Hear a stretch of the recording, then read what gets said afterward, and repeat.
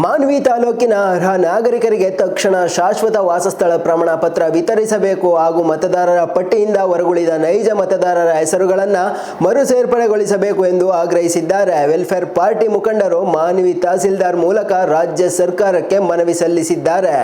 ತಹಸೀಲ್ದಾರ್ ಕಚೇರಿ ಬಳಿ ಮಾಧ್ಯಮಗಳೊಂದಿಗೆ ಮಾತನಾಡಿದ ವೆಲ್ಫೇರ್ ಪಾರ್ಟಿಯ ರಾಯಚೂರು ಜಿಲ್ಲಾಧ್ಯಕ್ಷ ಫರೀದ್ ಉಮ್ರಿ, ಸರ್ಕಾರವು ಶಾಶ್ವತ ವಾಸಸ್ಥಳ ಪ್ರಮಾಣ ಪತ್ರ ನೀಡುವ ಯೋಜನೆಯನ್ನು ಘೋಷಿಸಿ ಚಾಲನೆ ನೀಡಿದ್ದರೂ ಮಾನ್ವಿಯಲ್ಲಿ ಇದುವರೆಗೂ ಅನೇಕ ಅರ್ಹ ಪ್ರಮಾಣ ಪತ್ರಗಳು ತಲುಪಿಲ್ಲ.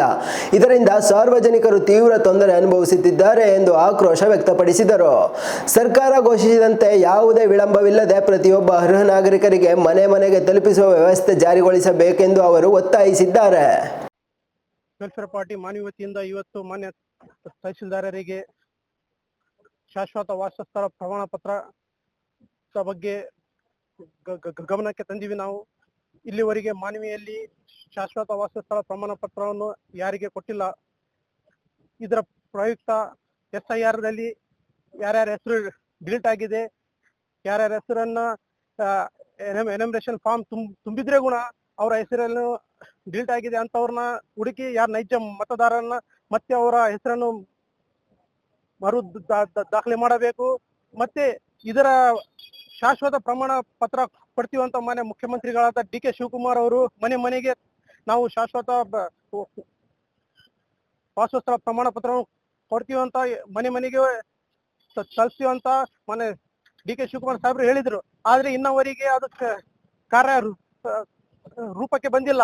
ನಾವು ಮಾನ್ಯ ತಹಸೀಲ್ದಾರ್ ಅವರಿಗೆ ವಿನಂತಿಸಿ ಮಾಡಿಕೊಳ್ಳೋದು ಏನಂದ್ರೆ, ಈ ಕಾರ್ಯವನ್ನು ತಕ್ಷಣ ಜರುಗಿಸಿ ಬಡ ಕುಟುಂಬಗಳಿಗೆ, ಮಹಿಳೆಯರಿಗೆ, ಕೂಲಿ ಕಾರ್ಮಿಕರಿಗೆ ಇದರ ಸೌಲಭ್ಯ ಸಹಕಾರ ಪಡೆಯಲು ಅನುಕೂಲ ಆಗುತ್ತದೆ ಅಂತ ಒತ್ತಾಯಿಸುತ್ತೇವೆ.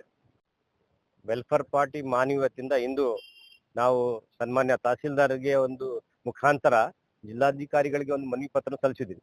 ಅದು ಮುಖ್ಯ ಏನಂದ್ರೆ, SIR ಅಡಿಯಲ್ಲಿ ಯಾವ ಮತದಾರರು ಡಿಲೀಟ್ ಆಗಿದ್ದಾರೆ ಅಂತವರನ್ನು ಮರು ಸೇರ್ಪಡೆ ಸಲುವಾಗಿ ಬಹಳಷ್ಟು ಡಾಕ್ಯುಮೆಂಟ್ಗಳು ಮುಂದೆ ಕೊಟ್ಟು ಅವರು ಮರು ಸೇರ್ಪಡೆ ಆಗಕ್ಕೆ ಒಂದು ಸರ್ಕಾರ ಒಂದು ವ್ಯವಸ್ಥೆ ಮಾಡಿದೆ. ಅದರಡಿಯಲ್ಲಿ ಮಾನ್ಯ ಮುಖ್ಯಮಂತ್ರಿಗಳು ಪರ್ಮನೆಂಟ್ ರೆಸಿಡೆನ್ಷಿಯಲ್ ವಾಸಸ್ಥಳ ಪ್ರಮಾಣ ಪತ್ರವನ್ನು ಇಡೀ ರಾಜ್ಯದ ಪ್ರತಿಯೊಬ್ಬ ಕನ್ನಡಿಗರಿಗೆ ತಲುಪಿಸಲು ಅವರು ವಾಗ್ದಾನ ಮಾಡಿದ್ದಾರೆ.